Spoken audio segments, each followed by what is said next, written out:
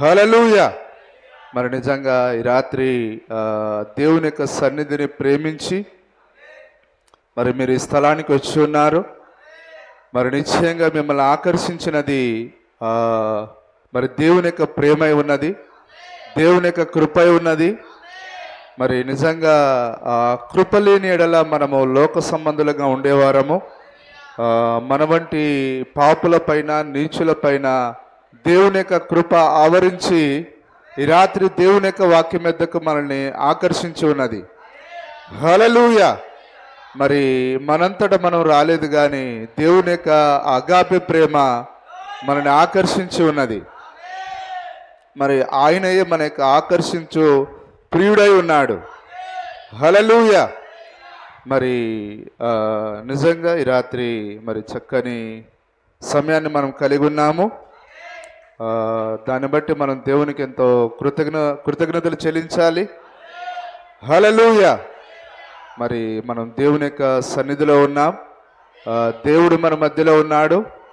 ఎక్కడైతే 2-3 నా నామంలో ఏకీభవిస్తారో వారి మధ్యలో ఉంటాన్నాడు ఆయన. కాబట్టి మన మధ్యలో దేవుడు ఉన్నాడు. దేవుని యొక్క సన్నిధి మన మధ్యలో ఉంది. దేవుని యొక్క ప్రసన్నత మన మధ్యలో ఉంది. దేవుని యొక్క రక్తం మన మధ్యలో ఉంది. అక్షరాల దేవుడే ఈ రాత్రి మనతో మాట్లాడతాడు. మానవుడు మాట్లాడితే మనకు ఎలాంటి ప్రయోజనం లేదు. హల్లెలూయా. మరి మానవుల ద్వారా బోధించబడే ఏ వ్యక్తి అయినా, ఏ సమాజమైనా అది సగం నాశనం కాదు, కానీ సర్వనాశనం అవుతుంది. హల్లెలూయా. మరి ఆ దినమందు అనేకులు నన్ను చూచి ప్రభువా ప్రభువా నీ నామములో, అయినా కానీ దేవుడు వారిని ఎందుకు వెళ్ళగొడుతున్నాడనంటే వారు మానవ బోధ కింద వారు తమ కాలాన్ని వెళ్ళబుచ్చారు. కాబట్టి మానవుల బోధను విన్నవారందరూ గుడ్డివారికి తో చూపినడలా 2 కలిసి గుంటలో పడుదురు. కాబట్టి మానవుల ద్వారా నడిపించే ఏ వ్యక్తి కానీ, ఏ సమాజమైనా కానీ అది సగం నాశనం కాదు, కానీ అది సర్వనాశనం అవుతుంది. హల్లెలూయా. దేవుని నామానికి స్తుతి కలుగును గాక. కాబట్టి రాత్రి మనల్ని నడిపించే మన నాయకుడు పరిశుద్ధాత్ముడై ఉన్నాడు. మన నాయకుడు వాక్యమై ఉన్నాడు. మన నాయకుడు ఆ గొప్ప పరలోకపు ఆ యొక్క మహోన్నతుడు, ఆ యొక్క సర్వోన్నతుడు యేసుక్రీస్తు ఉన్నాడు. ఆయనే మన యొక్క శిరస్సు అయి ఉన్నాడు. మనము ఆ శిరస్సుకు మరి అతకబడి మనము సంఘంగా వృద్ధి పొందుతున్నాం. హల్లెలూయా. నిజమేనా? మరి శిరస్సుకు అతకబడని ఏ వ్యక్తి అయినా, ఏ సమాజమైనా అది కూడా సర్వనాశనమే. కాబట్టి ఇప్పుడు మనము శిరస్సు కింద కూడుకుంటున్నాం. ఎవరా శిరస్సు? ప్రభు అయిన యేసుక్రీస్తు. ఆయనే మేఘస్తంభంగా దిగి వచ్చాడు. ఆ శిరస్సు అగ్నిస్తంభంగా దిగి వచ్చింది. ఆ అగ్నిస్తంభం కింద మనం కూడుకొని ఉన్నాం. ఆ శిరస్సు యొక్క నాయకత్వం కింద మనం కూడుకొని ఉన్నాం. హల్లెలూయా. కాబట్టి మనకు నాయకులనే వారు ఎవరు లేరు, కానీ మన నాయకుడు పరిశుద్ధాత్ముడై ఉన్నాడు. మన నాయకుడు ఆ వర్తమాన ముసుగులో ఉన్న మన గొప్ప దేవుడై ఉన్నాడు. హల్లెలూయా. కాబట్టి దేవుడు తనను తాను మరుగుపరుచుకొని అక్కడి నుండి ఆయన తన్ను తాను బయలుపరుచుకుంటాడు. ఈ మాటలు ఎప్పుడు మనం నేర్చుకోవాలి. దేవుడు సామాన్యతలు తన్ను తాను మరుగుపరుచుకొని అక్కడి నుండి ఆయన తన్ను తాను బయలుపరుచుకుంటాడు ఆయన. హల్లెలూయా. మరి సామాన్యత అంటే ఏదో కాదు, కానీ సామాన్యత అనగా ఏదో రైతు వేషం వేసుకోవడం, సామాన్యత అంటే ఏదో కూలివాని వేషం వేయడం కాదు, కానీ సామాన్యత అనగా రాయబడిన వాక్యమే. దేవుడు ఆ రోజు ఎమ్మాయి గ్రామానికి వెళ్తున్న 2 శిష్యులతో ఆయన సామాన్యతలో మాట్లాడి ఉన్నాడు. ఆయన ఏంటిది సామాన్యత? ఆయన కీర్తన గ్రంథంలోను, ధర్మశాస్త్రంలోను, సమూయేలు గ్రంథంలో నుండి, ప్రవక్త గ్రంథంలో నుంచి ఆయన ఎత్తి మాట్లాడి ఉన్నాడు. ఆయన నిజమేనా? సామాన్యత అంటే ఏంటిది?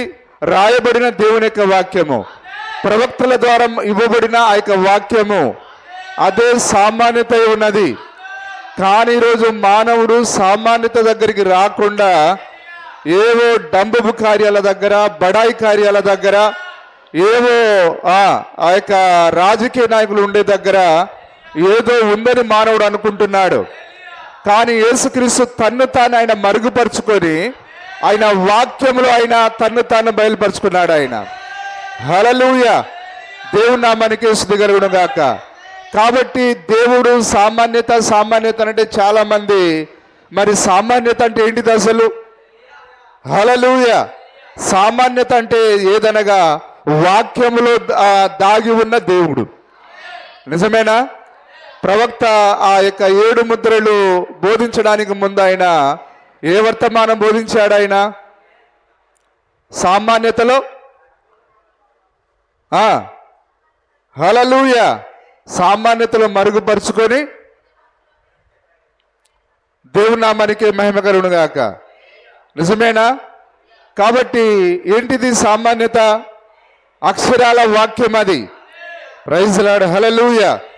కాబట్టి ఈరోజు నిజంగా ఈ గడియ వర్తమానము అదే సామాన్యత ఉన్నది.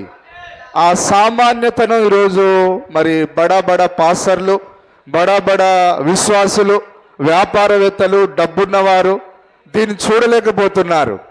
కానీ సామాన్యతను చూడగలిగే ఒక గుంపును ఆయన జగత్పునాది వేయబడక ముందే ఆయన ఎన్నిక చేసి ఉన్నాడు. ఆయన ప్రైజ్ లార్డ్, హల్లెలూయా. దేవుని నామానికి స్తుతి కలుగును గాక. నిజమేనా? జగత్పునాది వేయబడక ముందే ఆ యొక్క సామాన్యతలో ఆ యొక్క కార్యాలను గుర్తించే వధువును ఆయన ముందుగానే ఎన్నుకున్నాడు. ఆయన దాన్నే ఆ యొక్క యూదా రాస్తున్నాడు.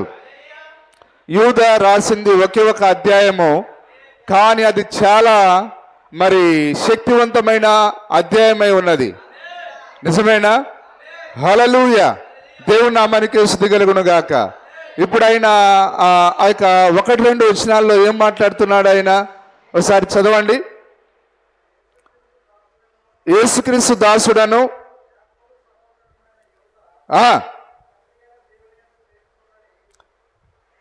ఏ విధంగా తండ్రి అయినా ప్రేమింపబడి, హల్లెలూయా, మనం ఎక్కడ ప్రేమించబడ్డాం? దేవుడు తండ్రి అయిన దేవుడు అని మాట్లాడుతున్నాడంటే అది ఎప్పటి కార్యం? అది జగత్పునాది వేయబడక ముందే. అర్థమవుతున్నదా? మనది సంఘ శాఖల మైండ్ కాదు, మనది పక్షిరాజు మనస్సై ఉన్నది, మనది పక్షిరాజు హృదయమై ఉన్నది. సంఘ శాఖలకు తండ్రి అయిన దేవుడు అంటే వారు పైన చూస్తారు. కానీ పౌలు గారు తండ్రి అయిన దేవుడు అని రాశాడంటే, పేతురు తండ్రి అయిన దేవుడు అని రాశాడనంటే, యూదా తండ్రి అయిన దేవుడు అని రాశాడనంటే దానికి అర్థమేదనగా జగత్పునాది వేయబడక ముందే దేవుడు తాను ఉన్న స్థానం అది. ఆయన ముందుగా ఆయన తండ్రిగా ఉన్నాడు. ఆయన హల్లెలూయా. మరి తండ్రికి ఎవరు కావాలి? కొందరు కుమారులు కావాలి. తండ్రి అని అంటే కుమారులు కుమార్తెలు లేకుండా ఆయన తండ్రి కాలేడు. ఆయన కాబట్టి ఆయనకు ముందుగానే ఏ స్వభావం ఉన్నదనంటే తండ్రిగా ఉండాలనే స్వభావం ఉన్నది. ఆయన తండ్రిగా అంటే ఆత్మగా ఉండి ఆయన తన కొరకు కొందరు పిల్లలను ఆయన తన తలంపులో తలంచాడు. ఆయన హల్లెలూయా. ఆయన తలంచిన ఆ తలంపులో ఉన్న ఆ పిల్లలమే మనము. ఆయన తలంపులు ఏమై ఉన్నాయంటే నిత్యత్వములై ఉన్నవి. ఆ నిత్యత్వం ఏదనగా వాక్యమే నిత్యత్వం. వాక్యానికి ఆది లేదు, అంతం లేదు. కాబట్టి ఆయన ఆ యొక్క వాక్యపు బిడ్డలుగా మనల్ని తలంచాడు. ఆయన అందుకే ఈరోజు మనము వాక్యంగా మారుతూ ఉన్నాం. హల్లెలూయా. మనము ఎక్కడ భద్రపరచబడ్డాం? జగత్పునాది వేయబడక ముందే మనం ఆ గొప్ప ఆత్మలో భద్రపరచబడ్డాం. భద్రపరచబడ్డం అంటే దాని అర్థము నువ్వు ముందుగానే నిర్ణయించబడ్డావు, ముందుగానే నువ్వు దేవుని యొక్క మనసులో ఉన్నావు. హల్లెలూయా. మరి దేవుని యొక్క మనసులో మరి జో బైడెన్ లేడు, ట్రంప్ తాత లేడు, కమలా హారిస్ లేదు, కానీ సామాన్యులమైన మననైనా తలంచాడు. ఆయన అయినా కానీ సంతోషం లేదా? నేను మాట్లాడేది వాక్యమేనా? ఇప్పుడు మనం ఎక్కడున్నాం? జగత్పునాది వేయబడక ముందే ఆయన యొక్క ఆలోచనలు మనం ఉన్నాం. ఇప్పుడు మనం ఎక్కడికి వెళ్ళి చూస్తున్నాం? ఆయన యొక్క మనసులోనికి వెళ్ళి చూస్తున్నాం. యూదా దాన్నే రాస్తున్నాడు. ఆయన తండ్రి అయిన దేవుని యందు భద్రపరచబడి హల్లెలూయా. భద్రపరచబడ్డామా? అదే ఆయన రాస్తున్నది. కాబట్టి వధువును, ఈ భద్రపరచబడిన బిడ్డలను ఏ దయ్యము కూడా పట్టుకోలేవదు, ఏ దయ్యము చేతులు పట్టుకోలేవు. ఎందుకు? మనము లోపల ముద్రించబడ్డాం, ఆయన మనసులో ముద్రించబడ్డాం, ఆయన తలంపులో ముద్రించబడ్డాం. మిమ్మల్ని ముట్టువాడు నా కనుగుడ్డును ముట్టువాడు అన్నాడు ఆయన. కాబట్టి మానవుడే ముట్టలేడు, ఏ దయ్యము కూడా మనల్ని ముట్టలేవదు. ఎందుకనంటే ఆయన చేతిలో మనము నిర్ణయించబడ్డాం. చెయ్యి అనగా నిజంగా చేతులు కాదు, కానీ ఆయన చెయ్యి వాక్యమే. ఆయన చేతులు అనగా ఆయన తలంచిన వాక్యమే. హల్లెలూయా. నా చేతిలో నుండి వాటిని ఎవడును అపహరింపలేడు అన్నాడు ఆయన. ఎక్కడైనా తన చేతి, ఆయన కుడి చేయి ఏది? వాక్యమే ఆయన కుడి చేయి. ఆయన దక్షిణాస్తం ఏది? వాక్యమే ఆయన దక్షిణాస్తం. తండ్రి యొక్క కుడి పార్శ్వంలో కూర్చొని ఉన్నాడంటే దాని అర్థం ఏంటిది? హల్లెలూయా. వాక్యం యొక్క సర్వాధికారం ఆయనదే. నిజమేనా? కాబట్టి ఇక్కడ యూదా మాట్లాడుతున్నాడు, మనము ముందుగానే భద్రపరచబడ్డామని, ముందుగానే నిర్ణయించబడ్డామని. నిజమేనా? హల్లెలూయా. చదవండి ఆ మాటను. తండ్రి అయిన దేవుని యందు ప్రేమింపబడి యేసుక్రీస్తు నందు భద్రము చేయబడి. హల్లెలూయా. దేవుని నామానికి యేసు దిగలును గాక. అంటే ఆయన ముందుగా ఏ విధంగా ఉన్నాడు? ఆత్మగా ఉన్నాడు ఆయన. ఈ ఆత్మస్థానాన్ని ఏమన్నారు?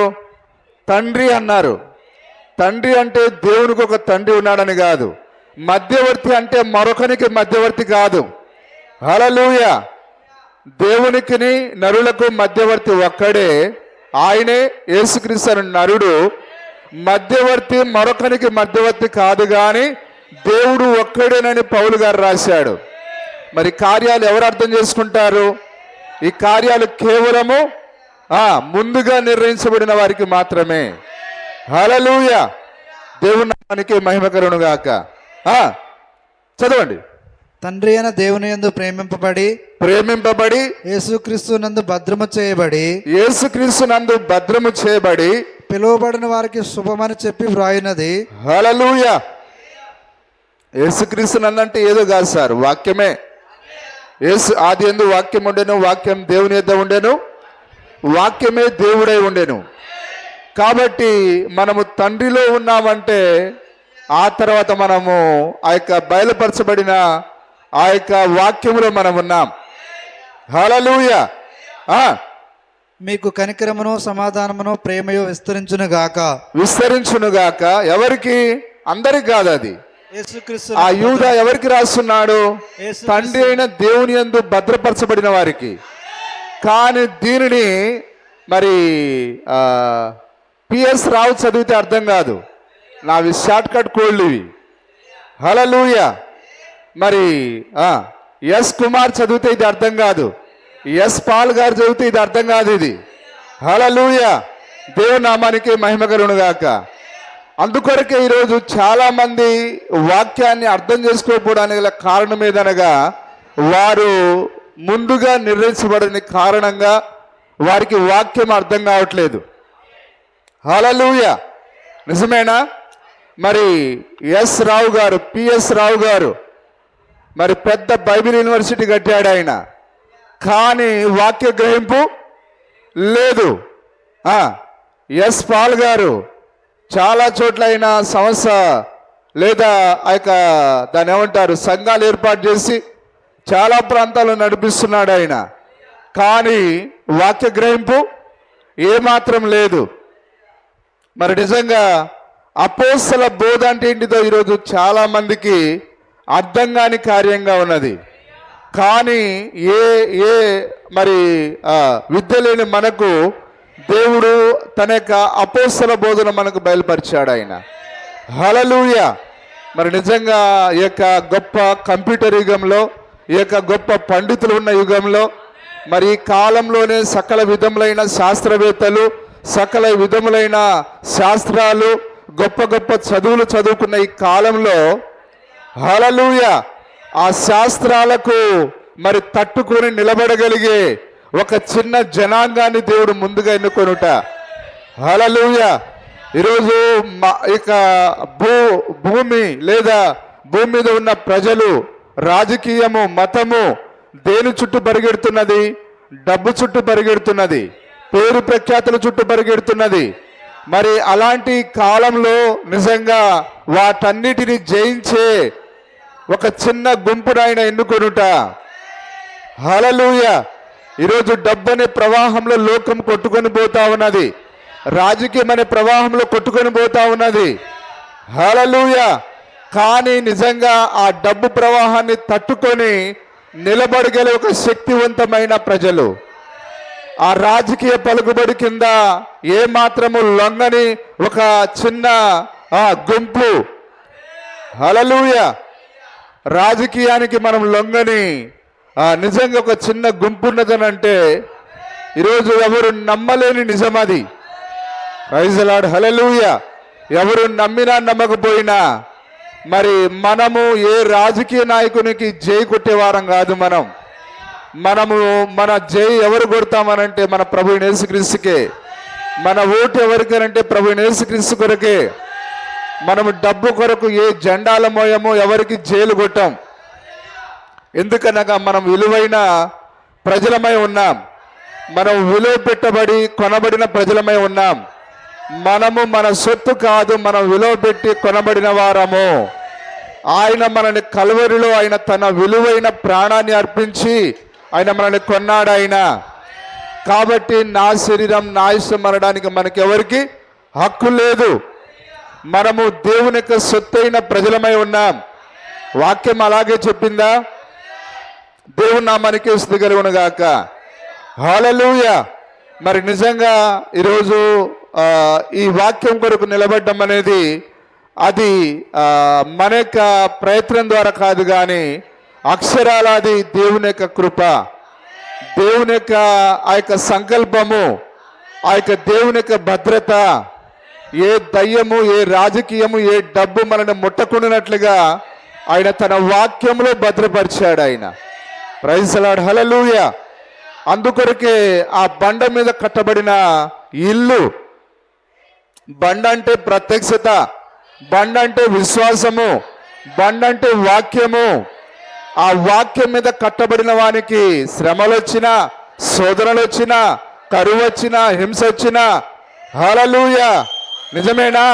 కరువైనను, ఖడ్గమైనను, వస్త్రహీనతైనను, ఉన్నవైనను, రాబోవైనను, ఓ దేవుని ప్రేమ నుంచి ఎడబాపునది ఏది లేదని పౌలు గారు అన్నాడు. అదే బండ మీద కట్టబడిన ఇల్లు అంటే, ఆ బండ మీద కట్టబడిన ఈ కాలపు ఇల్లే ఈ వధువై ఉన్నది. చాలా మంది ఈ బండ మీద కట్టడానికి బదులుగా వారి యొక్క సొంత నేలపైన కడుతున్నారు, లేదా సొంత ఇసుక పైన కట్టుకుంటున్నారు.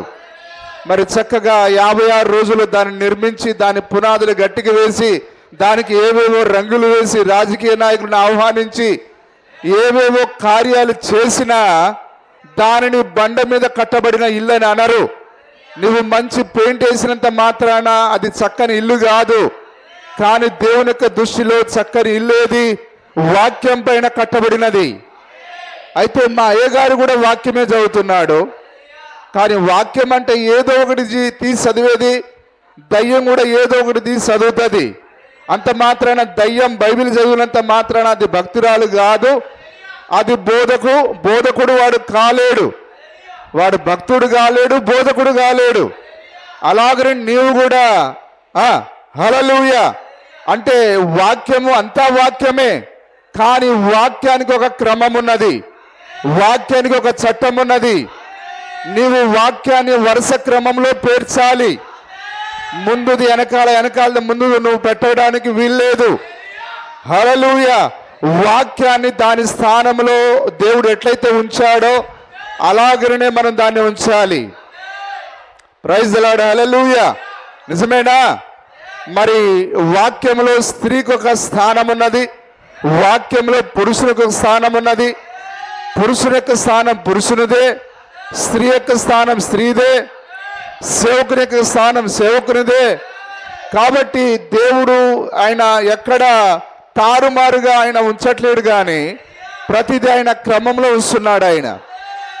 హల్లెలూయా.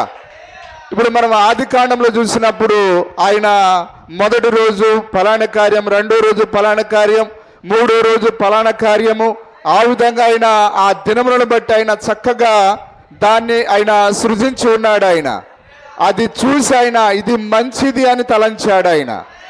హల్లెలూయా. కాబట్టి ఏది మంచిది? క్రమంలో ఉండేదే మంచిది. Praise the Lord. హల్లెలూయా. కానీ క్రమంలో లేకుండా ఆయన దయ్యాలు ఎళ్ళగొట్టి అద్భుతాలు చేసిన వారిని ఆయన అక్రమం చేయవారులారా అన్నాడు ఆయన. అంటే దేవుడు ఏం కోరుకుంటున్నాడు?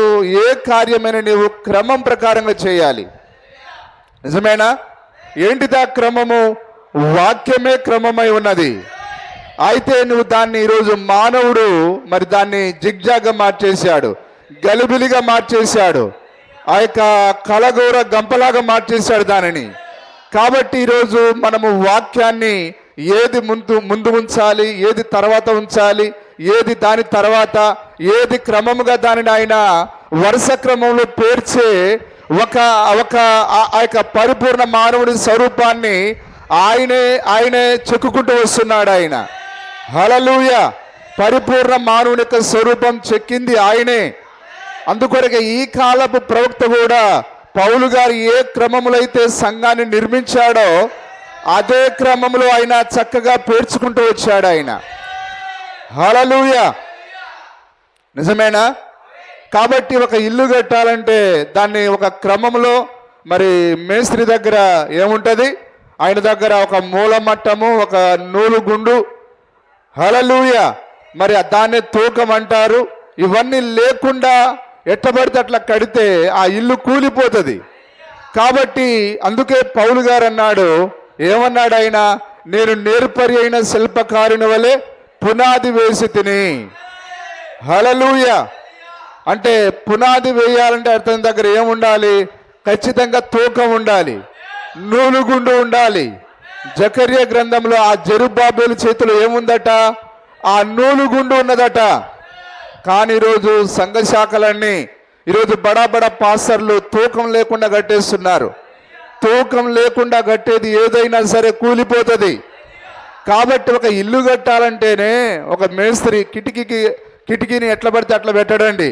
దాన్ని చక్కగా తూకానికి పెడతాడు, దర్వాజా తూకానికి పెడతాడు. నిజమేనా? మరి ఏది చేసినా ఆ దర్వాజా ఈ దర్వాజా కలవాలన్నా దాని ఏమంటారు వాటర్ లెవెల్ చూస్తాడు. ప్రతిదీ ఒక క్రమంలో చేస్తాడు. హల్లెలూయా. దేవుని నామానికి స్తుతి కలుగును గాక. అందుకొరకే ఆ జకర్యా అంటున్నాడు, జెరుబ్బాబెలు చేతిలో నూలుగుండు ఉండుట చూచి నేను సంతోషించాను అన్నాడు ఆయన. ఎందుకు సంతోషము? ఆ నూలుగుండు క్రమంలో ఇంటిని నిర్మించేది. హల్లెలూయా. కాబట్టి ఈరోజు మనము ఒక చక్కని దేవుని యొక్క గృహంగా, మందిరంగా మనము కట్టబడుతున్నామనంటే ఈరోజు మనం కాదు కానీ దేవుడు మన కొరకు ఒక ప్రవక్తను పంపించాడు. హల్లెలూయా. ఏ వాక్యాన్ని ఏ స్థానంలో ఉంచాలో చక్కగా దాన్ని అమర్చింది ఈ కాలపు ప్రవక్త. అయితే ప్రవక్తకు ఆ జ్ఞానం ఎక్కడి నుంచి వచ్చింది? దాన్ని దేవుడే ఆయనకి ఇచ్చాడు. హల్లెలూయా. మరి యోహాన్ అన్నాడు, నన్ను బాప్తిసం ఇవ్వమని ఎవరైతే నన్ను పంపించాడో. కాబట్టి యోహాను యోర్దాను నదిలో బాప్తిసం ఇచ్చాడనంటే ఆ బాప్తిసం యోహాన్ది కాదు, అది ఆయనను బాప్తిసం ఇవ్వమని దేవుడే పంపించాడు. దేవుని యొద్ద నుంచి పంపబడిన ఒక మనుషుడు ఉండెను, ఆయన పేరు యోహాను. హల్లెలూయా. ఆ బాప్తిసం ఇవ్వమని పంపించిన వాడు ఎవరి మీదికి ఆ యొక్క పరిశుద్ధ పావురము లేదా ఆత్మ దిగి వచ్చుట నీవు చూచెదవో అతడే మీకు అగ్నిలోను పరిశుద్ధాత్మలోను బాప్తిసం ఇచ్చువాడని నాతో చెప్పాను అన్నాడు ఆయన. హల్లెలూయా. మరి ఇవన్నీ మనం బైబిల్ గ్రంథంలో చూస్తాం. నిజమేనా? కాబట్టి యోహాను తనంతట తాను రాలేదు కానీ ఆయన దేవుని చేత బోధించబడి వచ్చాడు ఆయన. హల్లెలూయా. మరి ఈరోజు అదేవిధంగా అదేనా? విలియం బ్రెన్హామ్ తనంతట తాను రాలేదు కానీ ఆయన దేవుని చేత పంపబడ్డాడు. ఒక పేదవాడు, సామాన్యమైన వ్యక్తి, మరి ఏ విద్య లేనివాడు, 7వ తరగతి చదివినవాడు ఆయన. మరి అతని ఆ 7వ తరగతి చదువుకున్న విద్యతో ఆయన ఇంత గొప్ప కార్యాలు చెప్పలేడు ఆయన. హల్లెలూయా. మరి ప్రపంచ దేశాలైన తిరగలేడు ఆయన. కానీ ఆయన వెనకాల ఎవరున్నారంటే దేవుడు నిలబడ్డాడు. నిజమేనా? విలియం బ్రెనామ్ వెనకాలే కాదు, కానీ ఈరోజు మన వెనకాల కూడా దేవుడు ఉన్నాడు. మన హృదయంలో దేవుడు ఉన్నాడు. కాబట్టి ఆ యొక్క దేవుని యొక్క శక్తి మనల్ని ముందుకు నెడుతూ ఉన్నది. ముందుకంటే ఎక్కడో కాదు, కానీ వాక్యం అనే పునాది పైకి, ఆ విలియం బ్రెనామ్ ద్వారా ఇచ్చిన ఆ వర్తమానం పైకి మనల్ని నెడుతూ ఉన్నది. హల్లెలూయా. ఆ యొక్క గొప్ప ఊట, మరి దానిని ముందుకు నెట్టింది ఎవరు అని నోరుంటే ఏమని చెప్పేది? నన్ను నెట్టే ఆ శక్తి దేవునిదని చెప్పేదని అన్నాడు. కాబట్టి ఊటనే అది పైకి నెడుతుందని అంటే, ఈరోజు మనల్ని ఆ యొక్క వాక్యం మీదకి నెట్టేది ఎవరు? అక్షరాల అదే దేవుని యొక్క కృపై ఉన్నది. దేవుని నామానికి స్తుతి కలుగును గాక. మరి మనం చివరికి వచ్చేసాం. నిజమేనా? చివరికంటే దాని అర్థం ఏంటిది? ఎత్తబడే కాలానికి మనం వచ్చాం. ఇప్పుడు ఎత్తబడుట తప్ప మరొకటి మిగిలి లేదు. బైబిల్ గ్రంథంలో ఉన్న ప్రతి మర్మాలు దేవుడు 7వ దూత ద్వారా ఆయన ఇప్పేశాడు. ఆయన ఇంకా దాగి ఉన్న రహస్యమైన కార్యాలంటూ ఏమీ లేవు. ఒకే ఒకటి రహస్యంగా ఉన్నది. ఆయన యొక్క రాకడ రహస్యంగా ఉన్నది. రాకడ అంటే దాని యొక్క అర్థము ఆయన రహస్యంగా వస్తున్నాడు. ఆయన దొంగవలే వస్తున్నాడు. ఆయన ఏ దినం వస్తాడో, ఆయన ఏ గడియ వస్తాడో అదొక్కటే మర్మంగా ఉన్నది. వధువు ఏ గడియలో మార్పు చెందబోతున్నదో అదొక్కటే మర్మంగా ఉన్నది. ఆ గడియ, ఆ దినము తప్ప. అయితే ఆ కాలం మాత్రం మనకు తెలుసు ఉన్నది. ఆ కాలం ఏదో కాదు, అక్షరాల ఇదే కాలం. దేవుడు అన్నాడు, ఆ అంజూరపు వృక్షాన్ని చూడుడి అన్నాడు. ఆయన అంజూరపు వృక్షాలను, మిగతా వృక్షాలను చూడమని చెప్పాడు ఆయన. కాబట్టి ఈరోజు అంజూరపు వృక్షం అనంటే అదే ఇజ్రాయెల్ దేశమై ఉన్నది. ఇప్పుడు అది తన యొక్క సొంత శక్తిని కలిగి ఉన్నది. వేరే దేశాలపైకి అది దాడికి వెళ్ళినప్పుడు దేవుడే దాని పక్షాన నిలబడుతూ ఉన్నాడు. ఎందుకంటే ఆ 1,44,000 మంది కొరకు దేవుడు వారిని నాశనం కాకుండా కాపాడుతూ ఉన్నాడు. మీరు వాక్యాన్ని నమ్ముతారా? ఇజ్రాయెల్ దేశము మరి ఏ రష్యా చేతిలోనో, ఇరాన్ చేతిలోనో నాశనం కాదది. మనము ఉండంగా ఆ యొక్క ఇజ్రాయెల్ దేశము బాంబులతో నాశనం కావడం అసాధ్యం. ఎందుకంటే వధువు వెళ్ళిపోయిన తర్వాత ఆ యొక్క 1,44,000 మంది ఆ ముద్రించబడిన వారి యొద్దకు ఆ మోసే ఏలియాలు వస్తారు. వారి దగ్గరికి వారి యొక్క మెస్సయ్య తన్ను తాను బయలుపరుచుకుంటాడు. Praise the Lord. హల్లెలూయా. కానీ ఈరోజు ఏమనుకుంటున్నారు? ఇజ్రాయెల్ దగ్గర గొప్ప టెక్నాలజీ ఉన్నది. కానీ నేను అంటాను, ఆ టెక్నాలజీ ఏదో కాదు, అదే ఏర్పరచబడిన టెక్నాలజీ. ఆ 1,44,000 మందిని ఆయన ముందుగానే ఎన్నుకున్నాడు ఆయన. కాబట్టి వారి పైన ఏ బాంబు కురవకుండా ఆ యొక్క 12 గోత్రాల వారిని, ఆ 12,000 మందిని, హల్లెలూయా, ఒక్కొక్క గోత్రం నుంచి 12,000 మందిని ఆయన భద్రపరుస్తూ ఉన్నాడు. ఆయన వారిని భద్రపరిచేది ఐరన్ డోమ్ కాదు, కానీ అక్షరాలు అది ముందుగా నిర్ణయించబడిన దేవుని యొక్క కృపై ఉన్నది. హల్లెలూయా. దాన్నే యూదా కూడా మాట్లాడి ఉన్నాడు. మరి వారు ముందుగా నిర్ణయించబడి ఉన్నారు, మనం ముందుగా నిర్ణయించబడి ఉన్నాం. దేవుని నామానికి స్తుతి కలుగును గాక. కాబట్టి మనం వచ్చేసాం చివరికి. ఒకే ఒకటి మిగిలి ఉన్నది, రహస్యంగా వధువు వెళ్ళిపోవుట. ఆ యొక్క హల్లెలూయా, ఆ యొక్క చికాగో బాలుడు ఏ విధంగా అయితే ఆ చిన్నదాని కొరకు ఆయన ప్రమాణం చేసి రథం మీద వచ్చి మరి ఏ విధంగా తీసుకొని వెళ్ళాడో, అదే విధంగా మన కొరకు మన ప్రియుడు, మన పరులకు ప్రియుడు ఒక రోజు రానే ఉన్నాడు. ఆయన ఆ రథపు శబ్దము కేవలం వధువుకు మాత్రమే వినిపిస్తుంది. ఆ రోజు ఆ చిన్నదానికి మాత్రమే ప్రమాణం చేసిన ప్రియుని యొక్క ఆ రథం యొక్క చప్పుడులు వినిపించాయి. హల్లెలూయా. ఆమె చెంగుదిగో నా ప్రియుడు వచ్చేసాడని ఆమె తన బానిసత్వాన్ని విడిచిపెట్టి చెంగరేగిరి ఆ రథం ఎక్కి వెళ్ళిపోయింది ఆమె. ఎక్కడికి వెళ్ళిపోయింది? తన ప్రియుని యొక్క రాజగృహానికి వెళ్ళిపోయింది ఆమె. హల్లెలూయా, దేవుని నామానికి స్తుతి కలుగును గాక. అయితే ఇది అందరి కొరకు కాదు, ఇది హల్లెలూయా. ఆ యొక్క ఎత్తబొట్టు అనేది అందరి కొరకు కాదు. అది సార్, మరి మా దగ్గర 100 మంది ఉన్నారు, మరి నేను కూడా పాస్టర్ నన్ను ప్రకటించుకొని మరి కొన్ని పాటలు పాడుతున్నాను, మరి నేను దాన ధర్మాలు చేస్తున్నాను, నాకేదో తోచిన విధంగా నడిపిస్తున్నాను, మరి నేను కూడా దేవుని సేవకుడిని, నాది కూడా సంఘం అంటే అది కాదు అక్కడ. హల్లెలూయా, వారి కొరకు కాదు ఆయన వచ్చేది. ఆయన ఎవరి కొరకు వస్తున్నాడు? ఆయన హల్లెలూయా, ఆ యొక్క 12 మంది అపోస్తల బోధ ప్రకారము ఎవరైతే దానితో సిద్ధపడి ఉన్నారో వారి కొరకు వస్తున్నాడు ఆయన. నిజమేనా? Praise the Lord, hallelujah. కానీ ఈరోజు మరి ప్రతి ఒక్కరు వారి వారి సొంత మార్గాలలో నడుస్తూ ఉన్నారు. వారి ఇష్టానుసారంగా ఒక ప్యాటర్న్ తయారు చేసుకోవడం. టైలర్ ఏం చేశాడండి? ఒక కాలర్ కట్ చేయాలంటే అతని దగ్గర ఒక అట్టా ముక్క ఉంటుంది, దాన్ని పెట్టి ఆ కాలర్ను కట్ చేశాడు. హల్లెలూయా. కాబట్టి ఒక్కొక్కరు ఒక కాలర్ తయారు చేసుకున్నారు. పిఎస్ రావు గారికి ఒక ప్యాటర్న్ ఉన్నది, ఎస్ కుమార్ గారికి ఒక ప్యాటర్న్ ఉన్నది, ఉండదా? ఎస్ పాల్ గారికి ఒక ప్యాటర్న్ ఉన్నది.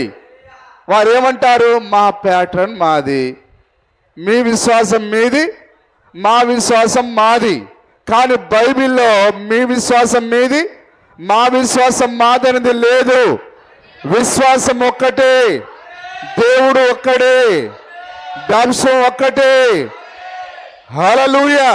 కానీ ఈరోజు క్రైస్తవులం అని చెప్పుకొని, పాస్టర్లం అని చెప్పుకొని హల్లెలూయా దాదాగిరి చేస్తున్నారు. లోకపు మనుషులు మాట్లాడినట్లుగా, రౌడీలు మాట్లాడినట్టుగా, అరే నీ అంతు చూస్తాను, నీ లేపేస్తా, ఒక క్రైస్తవుడు మాట్లాడే మాటలా ఇవి? హల్లెలూయా. ఇవి దయ్యం పట్టిన వాడు మాట్లాడే మాటలు ఇవి. దేవుని ఆత్మ కలిగిన వాడు ధీరుడుగా ఉంటాడు. సరే, మన గురించి చెడ్డగా మాట్లాడితే మాట్లాడాడు, పోనీ అని వదిలేశాడు. కానీ అరే ఎవడ్రా నువ్వు, నీ అంతు చూస్తా, నిన్ను లేపేస్తా, నిన్ను ఖతం చేస్తా. ఎవడు సార్ వీడు? ఏదేను తోటలో ఆ ప్రారంభంలో మొట్టమొదటగా నరహత్య చేసినవాడు ఎవడు? కయీనేనా? కయీను ఎందుకు నరహత్య చేశాడు? వాడిలో ఉన్న ఆత్మ ఏంటిది? అది అక్షరాల దయ్యపు ఆత్మ అది. కాబట్టి ఈరోజు వాక్యాన్ని చెప్తే మనం ఏమన్నా లేకపోతే పురాణ గాథలు చెప్పట్లేము, లేకపోతే సిద్ధాంతాలు చెప్పట్లేము. అయ్యా అపోస్తల బోధలో ఈ విధంగా ఉందనంటే నీ అడ్రస్ ఎక్కడా? నీ ఇల్లు ఎక్కడా? నీ అంతు చూస్తాం, నేను లేపేస్తాం. హల్లెలూయా. అవును, మీ పితరుల నాట నుంచి మీ పని అదే.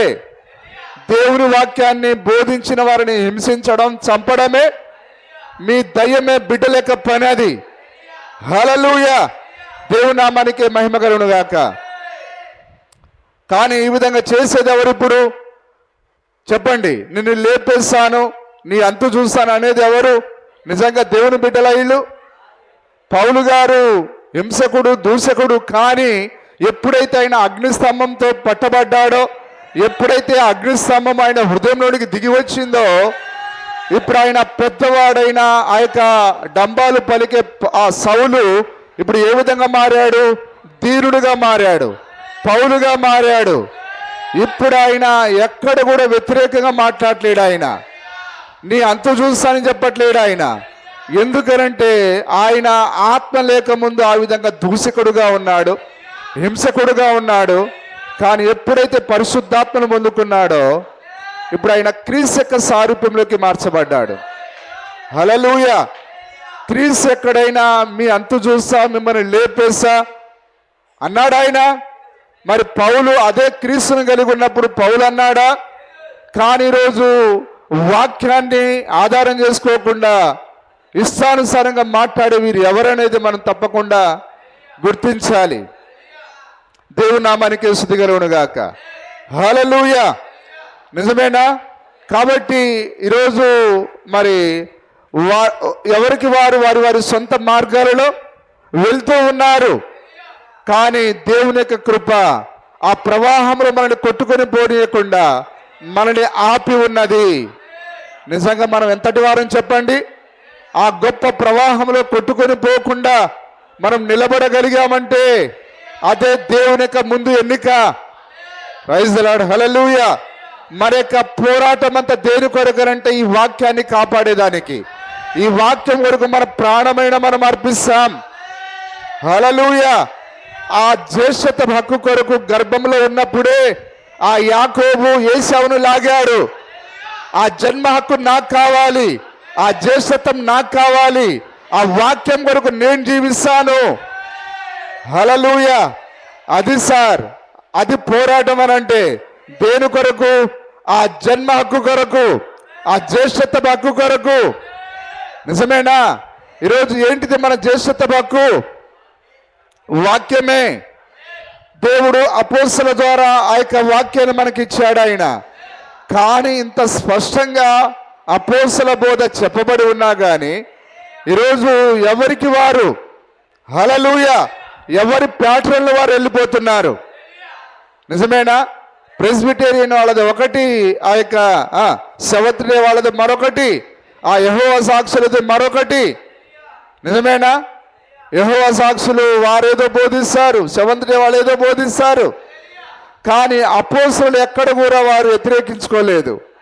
ఎందుకు వారు వ్యతిరేకించలేదు చెప్పండి? వారందరిలో ఉన్నది ఒకే దేవుడు, వారందరిలో ఉన్నది ఒకే ఆత్మ.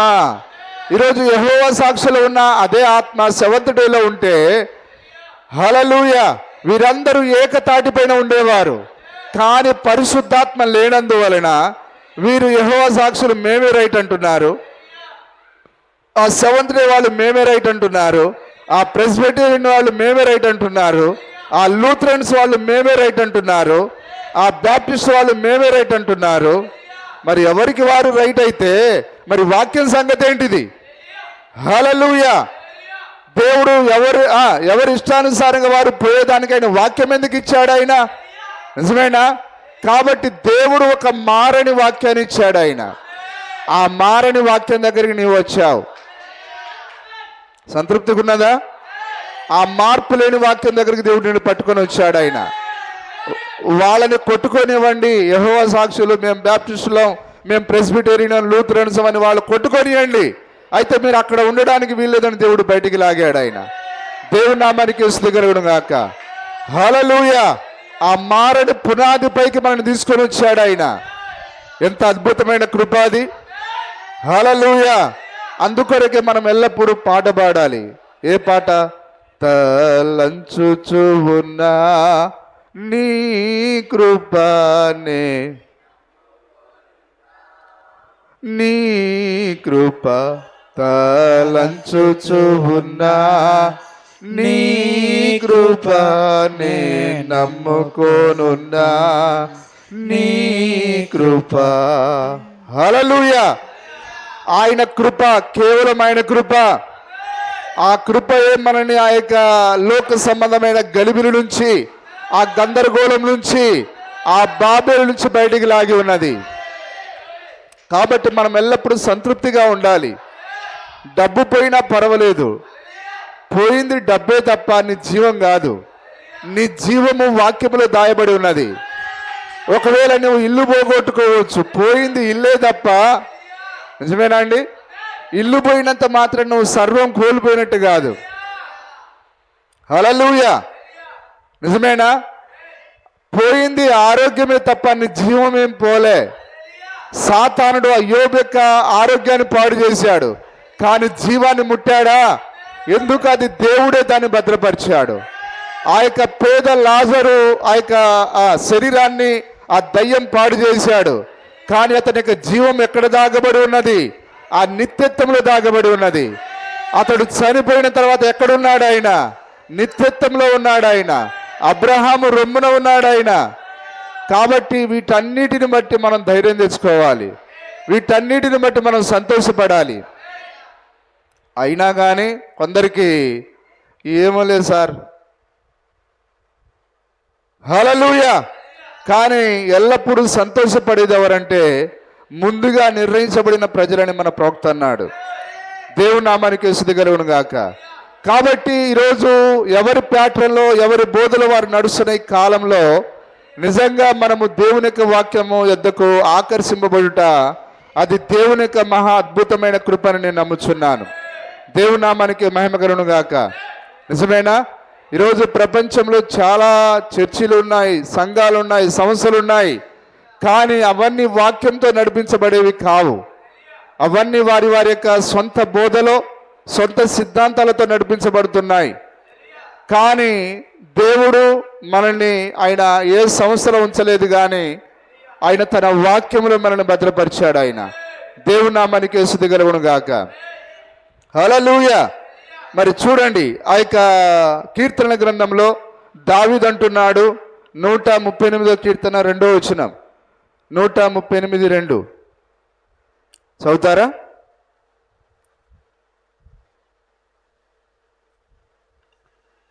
నీ పరిశుద్ధాలయము తట్టు నేను నమస్కారం చేయుచున్నాను. నమస్కారం చేయుచున్నాను నీ నామమంతటి కంటే. అది అందరు అర్థం చేసుకుంటున్నారా? నీ నామమంతటి కంటే. హల్లెలూయా. హల్లెలూయా. కాబట్టి మేము యేసు ప్రభువుని నమ్ముకున్నాం అంటే ఇప్పుడు ఏంటిది? అది నామం. హల్లెలూయా. కానీ నువ్వు ఆయన నామం చెప్పుకుంటే నువ్వు రక్షింపబడలేవు. అందుకే ప్రభువా ప్రభు అని పిలిచేవాడు దేవుని రాజ్యంలో ప్రవేశింపలేడు అన్నాడు ఆయన. నేను చెప్పు మాటల ప్రకారం మీరు చేయక ప్రభువా ప్రభు అని నన్ను పిలుచుట ఎందుకు అన్నాడు ఆయన. హల్లెలూయా. కాబట్టి దేవుడు ఈ గడియ వర్తమానం ఇచ్చాడు. అది ఆ వర్తమానం ఏదో కాదు, దేవుని అది వాక్యం. అది హల్లెలూయా. ఒకవేళ సంఘ శాఖ వ్యక్తులేమో వాక్యం దగ్గరికి రాకుండా ప్రభువా ప్రభు అని ఎంత చెప్పినా వారు దేవుని రాజ్యానికి వారు రాలేరు. అలాగే నువ్వు ఎంత వర్తమాన విశ్వాసాలను చెప్పుకొని ఈ వర్తమాన ప్రకారంగా నువ్వు జీవించకపోతే ఆ డినామినేషన్ వ్యక్తి, లోక సంబంధమైన ఆ శాఖకు చెందిన వ్యక్తి ఎట్లయితే నిరాకరించబడతాడో, ఈ వాక్య ప్రకారంగా జీవించని నీవు వర్తమాన విశ్వాసం అని చెప్పుకున్నా రేపు నిరాకరించబడతావు. హల్లెలూయా. కాబట్టి ఇక్కడ దావీదు మాట్లాడుతున్నాడు, ఆయన నామము కంటే నీ పరిశుద్ధాలయము తట్టు నేను నమస్కారం చేయుచున్నాను. నీ నామమంతటి కంటే నీవిచ్చిన వాక్యమును నీవు గొప్ప చేసి ఉన్నావు. Glory to lord. ఏంటిది గొప్ప? వాక్యము. హల్లెలూయా. ఈరోజు ఏ పేదవాడైనా దీవించబడాలంటే అతడు ఎక్కడికి రావాలి? నామం దగ్గర, ఆ యొక్క పేరు దగ్గరికి కాదు, కానీ వాక్యం దగ్గరికి రావాలి. హల్లెలూయా. నన్ను శోధించమని అన్నాడు ఆయన, నాకిచ్చి శోధించమన్నాడు ఆయన. కానీ ఈరోజు మనం ఏం చేస్తున్నాం? అనుకూలంగా ఉన్నప్పుడు మాత్రమే, అప్పులన్నీ తీరి డబ్బులు మిగిలితేనే దేవునికి ఇస్తున్నాం.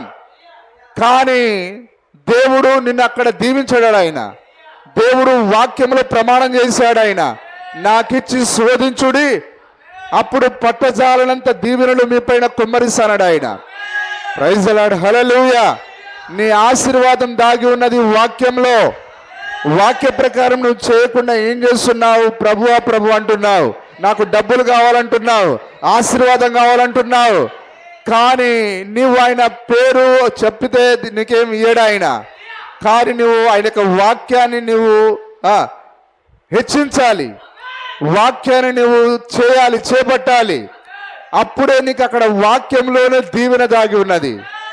కానీ ఎన్నిసార్లు చెప్పినా ప్రజలు అదే పాత మార్గంలో వెళ్తూ ఉన్నారు. కానీ ఇక్కడ దావీదు ఏమంటున్నాడు?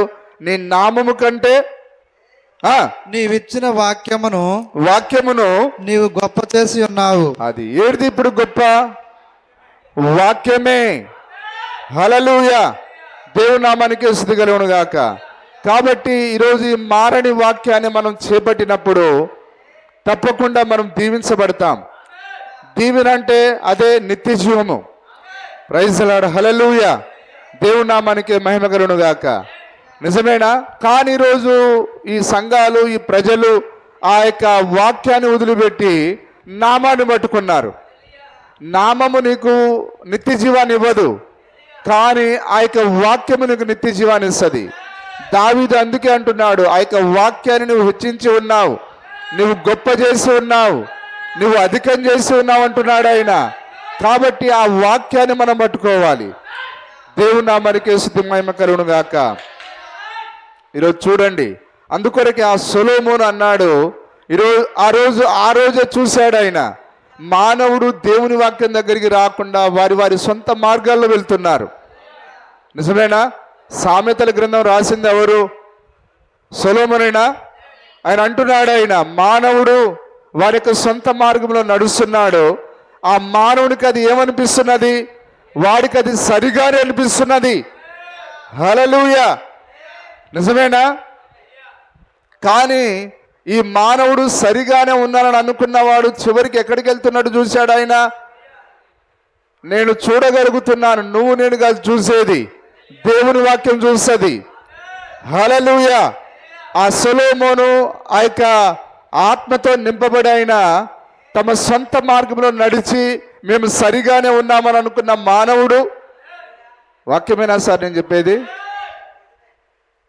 ఈ సంస్థలు కానీ మానవులు కానీ పెద్దలు కానీ వారి సొంత మార్గంలో పోయినప్పుడు వారికి ఆ చివరిలో వారికి మరణం వారి కొరకు దాగి ఉన్నది.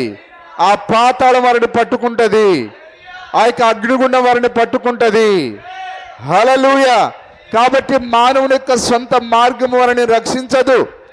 రక్షించేది ఏదనగా దేవుని యొక్క వాక్యము. అందుకే సొలొమోను రాశాడు, ఒక్కని మార్గము అనేదుట సరిగానే కనిపించును, తుదకది మరణమునకు దారి తీయును. హల్లెలూయా. ఈరోజు క్యాథలిక్ వాళ్ళు మేము సరిగానే ఉన్నాం అనుకుంటున్నారు, ప్రెస్బిటేరియన్ వాళ్ళు మేము సరిగానే ఉన్నాం అనుకుంటున్నారు, బ్యాప్టిస్ట్ వాళ్ళు మేము సరిగానే ఉన్నాం అనుకుంటున్నారు, యెహోవా సాక్షులు మేము సరిగానే ఉన్నాం అనుకుంటున్నారు. హల్లెలూయా. కానీ మరి అందరూ సరిగా ఉంటే దేవుడు ఎందుకు ఆయన అపోస్తలులను పంపించాడు? ఆయన ఎందుకు ఆ బోధనను వెంబడించమని అన్నాడు ఆయన? హల్లెలూయా. కాబట్టి నీవు నేను మనం ఎవరో రైట్ కాదు, కానీ దేవుని యొక్క వాక్యమే సత్యము. ప్రతి వాని మాట అబద్ధము, దేవుని వాక్యమే సత్యమై ఉన్నది. ఆయన మార్పు లేనివాడు, మారనివాడు ఆయన. హల్లెలూయా. కానీ ఎత్తబడే కాలంలో కూడా ఇంకా మేము రైట్ అని కొట్టుకుచేస్తున్నారు జనాలు. హల్లెలూయా. దేవుని నామానికే మహిమ కలుగును గాక. నిజమేనా? కానీ ఈరోజు మనం ఆ గలిబిలిలో నుంచి బయటికి లాగబడ్డాం. దేవుని నామానికే స్తుతి కలుగును గాక. ఏ సంవత్సరం చూసినా ఏముంది గర్వకారణం? ఏ పాస్టర్ని చూసినా ఏముంది గర్వకారణం? ఏ చర్చిని చూసినా ఏముంది గర్వకారణం? హల్లెలూయా. అన్నీ ఒకే తాను గుడ్డలివి. నిజమేనా? హల్లెలూయా. ఏ చర్చికి వెళ్ళినా అవన్నీ ఒకే తాను గుడ్డలు, అందులో పెద్ద తేడా ఏమీ లేదు. క్యాథలిక్ ఏ బోధన కలిగి ఉన్నదో మిగతావన్నీ అదే బోధన కలిగి ఉన్నాయి. వారి దగ్గర కొత్తది ఏమీ లేదు. అందుకే లోకంలో ఒక సామెత పుట్టింది, ఆవు చేల్లో మేస్తే దూడ గట్టున మేస్తదా? కాబట్టి తల్లి మరియు పిల్లలు, బిడ్డలు. హల్లెలూయా. అందుకొరకే ఆ యొక్క ప్రకటన గ్రంథం 17వ అధ్యాయంలో దాని కుమార్తెలు మరియు ఆ యొక్క తల్లి, ఆ 17వ అధ్యాయంలో మహావేశ్య మరియు దాని యొక్క కుమార్తెలు. ఆ ప్రకటన గ్రంథం 2వ అధ్యాయంలో దాని పిల్లలను నేను నిశ్చయంగా చంపెదను అన్నాడు ఆయన. హల్లెలూయా. అంటే మొట్టమొదటగా ఆ సమస్య ఏది? క్యాథలిక్ అనేది ఒక సమస్య. అందులో నుంచి బయటకు వచ్చిందే ఈ యొక్క సంఘాలు. నిజమేనా? ఆ యొక్క క్యాథలిక్ సంఘము వాక్యంలో నిలబడకుండా అది తన త్రోవన అది ప్రయాణం చేసింది. అందులో నుంచి బయటకు వచ్చినవి అవి వాక్యంలో నిలబడతాయా? అందుకొరకే అది ఆవు పోలికలో ఉంటే ఇవన్నీ దూడ మాదిరిగా ఉన్నాయి. తల్లి ఏ తప్పు అయితే చేసిందో ఈ యొక్క బిడ్డలు కూడా అవే తప్పు చేస్తున్నాయి. దేవుని నామానికే మహిమ కలుగును గాక. నిజమేనా? హల్లెలూయా. కాబట్టి మనం బైబిల్లో చూస్తే అపోస్తల బోధ ఏంటిది? అపోస్తల బోధ చెప్తారా? యేసుక్రీస్తు నామములో బాప్తిసం పొందడం, అది అక్షరాల అపోస్తల బోధ ఉన్నది. నిజమేనా? మరి ఆ పెంతెకోస్తు పండగ దినాన 3000 మంది వారు ఎవరి దగ్గర వాక్యాన్ని విన్నారు చెప్పండి? యెహోవా సాక్షుల దగ్గర, సెవెంత్ డే వాళ్ళ దగ్గర, ప్రెస్బిటేరియన్ వాళ్ళ దగ్గర, లూథరన్స్ వాళ్ళ దగ్గర. ఏ పోపు బిషప్ అక్కడికి వచ్చాడు, వారు ఎవరిని సంప్రదించారు? ఆ 3000 మంది ఆ పేతురును కడమ అపోస్తలుని అడగ్గా, అప్పుడు పేతురు అన్నాడు, మీరు మారు మనసు పొంది పాప క్షమాపణ నిమిత్తం ప్రతివాడు యేసుక్రీస్తు నామమున బాప్తిస్మం పొందుడి. మొట్టమొదటగా ఆ 3000 మందితో తయారైంది సంఘము. ఆ పెంతెకోస్తు పండుగ దినాన మొట్టమొదటగా సంఘము స్థాపించబడింది. సంఘం అంటే సమస్య కాదు, కానీ వాక్యంతో కట్టబడిందే సంఘమై ఉన్నది. హల్లెలూయా! ఎవరైతే పేతురు మాట విని ఆ 3000 మంది ఎవరైతే బాప్తిస్మం పొందారో వారినే సంఘం అన్నారు. వారినే పరలోకపు నివాసులు అన్నారు. వారు ఎక్కడ చేర్చబడ్డారంటే ఒక సంవత్సరంలో సంఘంలో కాదు, కానీ వారు పరలోకంలో చేర్చబడ్డారు. ఆ దినమందు ఇంచుమించు 3000 మంది చేర్చబడిరి. ఎక్కడ చేర్చబడ్డారు? వాళ్ళు పరలోకంలో చేర్చబడ్డారు. హల్లెలూయా! ఎందుకంటే అక్కడ పేతురు మాట్లాడుతున్నాడు, ప్రభు అయిన దేవుడు తన యొద్దకు పిలిచిన వారందరికీ ఈ వాగ్దానం చెందును అన్నాడు ఆయన. కాబట్టి ఆ 3000 మందిని ఎక్కడికి పిలిచాడు ఆయన? ఆ నిత్య గృహానికి పిలిచాడు ఆయన. వారు ఆ నిత్యత్వంలో చేర్చబడ్డారు. ఆ నిత్య గృహంలో వారు చేర్చబడ్డారు. హల్లెలూయా! ఎవరైతే యేసుక్రీస్తు నామములో బాప్తిస్మం పొందారో వారినే అపోస్తలులను వెంబడించువారు అన్నారు. వారిని ఏమని పేరు పెట్టారు? అపోస్తలులను వెంబడించువారు. వీరు అపోస్తల బోధ యందును సావాసమందును రొట్టె విరుచుట యందును ఎడతెగక ఉండిరి. వారేదో కొత్త కొత్త సమస్యలు ఏర్పాటు చేసుకోలేదు, కానీ వారు అక్షరాల అపోస్తల బోధలో ఉన్నారు. అపోస్తల బోధలో ఉన్న వారిని సంఘం అంటారు. హల్లెలూయా! కానీ ఈరోజు ఈ బడా నాయకులు, బడా ఈ యొక్క స్కాలర్లు, బైబిల్ తెలుసని చెప్పుకునేవారు యేసుక్రీస్తు నామములో బాప్తిస్మం పొందకుండానే మాది సంఘం అని చెప్పుకుంటున్నారు. సంఘం అని దేన్నంటారు? యేసుక్రీస్తు నామములో బాప్తిస్మం పొందిన వారినే సంఘం అంటారు. అది మీకు తెలియాలి, వారికి తెలియపోయినా పర్వాలే. నిజమేనా కాదా? ఆదిలో ఆ అపోస్తల కార్యంలో ఏం జరిగిందో మనం తప్పకుండా చూడాలి. ఆ యొక్క ఆదిలో అవ్వ ఏ పాపం చేసిందో నీకు తెలియాలంటే నువ్వు ఎక్కడికి వెళ్ళాలి? ఆదికాండం 3వ అధ్యాయం దగ్గరికి రావాలి. ఈరోజు ఉన్న ఈ సంఘాలు, సమస్యలు, బాప్తిస్మాన్ని ఎక్కడ తప్పిపోయాయో నీకు అర్థం కావాలంటే ఆ యొక్క అపోస్తల కార్యము 2వ అధ్యాయం దగ్గరికి రావాలి. నిజమేనా? వారు ఎక్కడి నుంచి తప్పిపోయారు? ఆ 2వ అధ్యాయంలో రాయబడిన అపోస్తల కార్యంలో రాయబడిన ఆ యొక్క సరైన బాప్తిస్మం దగ్గర నుంచి వారు దూరమైపోయారు. హల్లెలూయా! దేవుని నామానికి స్తుతి కలుగును గాక. కానీ అపోస్తల కార్యం అంటే దాని అర్థము అది పరిశుద్ధాత్మిక కార్యాలు. అవి పరిశుద్ధాత్ముడు అపోస్తలులో ఉండి జరిగించిన కార్యాలవి. ఆ యొక్క ప్రతి మాట వారు మాట్లాడిన మాటలు కావవి. చెప్పండి, అందరికి అర్థమవుతున్నాయా? ప్రతి మాట పరిశుద్ధాత్మ ద్వారా వారు పలికారు.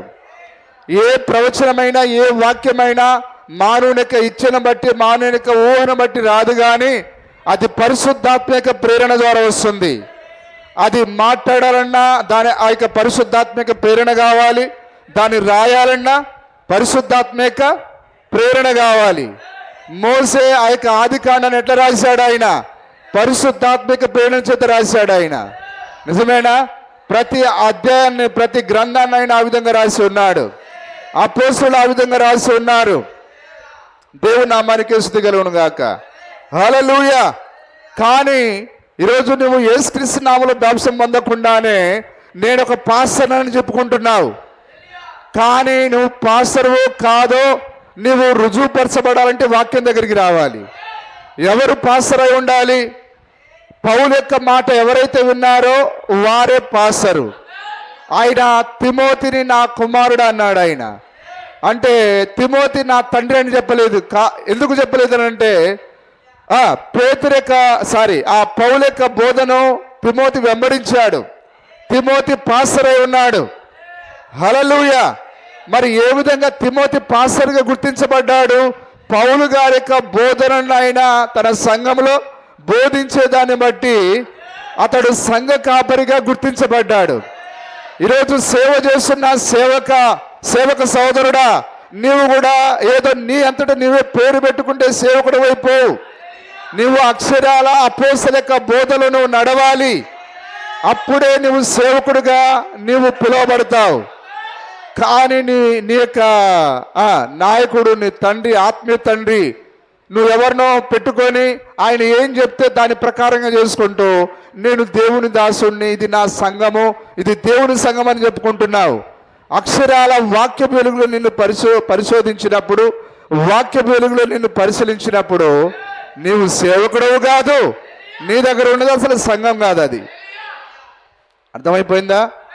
మేడి పండు చూడు మేలిమై ఉండును, పొట్ట ఇప్పి చూడు పురుగులుండును.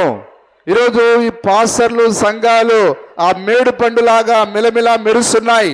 కానీ దాని పొట్ట ఇప్పి చూస్తే హల్లెలూయా అన్ని పురుగులే ఉన్నాయి. పురుగులంటే ఏదో కాదు, అన్ని దయ్యపు బోధలే. క్యాథలిక్లో ఏ తప్పుడు బోధ అయితే ఉన్నదో ఆ బోధలే ఈరోజు ప్రతి పాస్టర్ దగ్గర ఉన్నది. ప్రతి సంఘంలో అదే బోధ కనిపిస్తున్నది. హల్లెలూయా.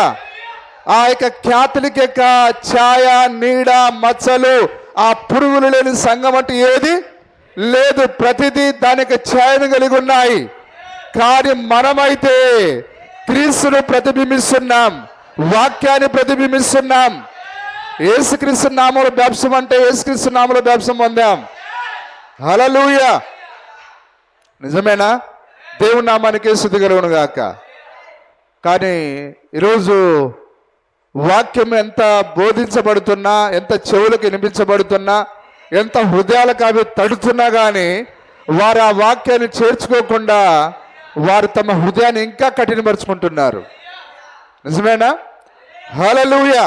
సరే, ఆ యొక్క 42వ వచనం చూడండి ఒకసారి. అపోస్తల కార్యములు 2వ అధ్యాయం 42వ వచనం చూడండి, అంత తీసి చూడండి.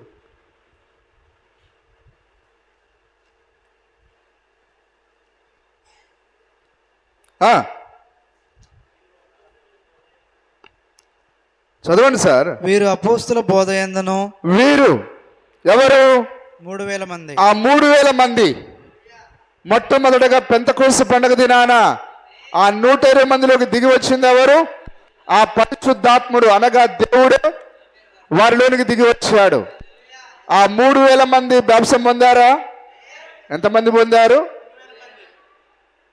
ఎవరు వీళ్ళకి బాప్తిసం ఇచ్చింది?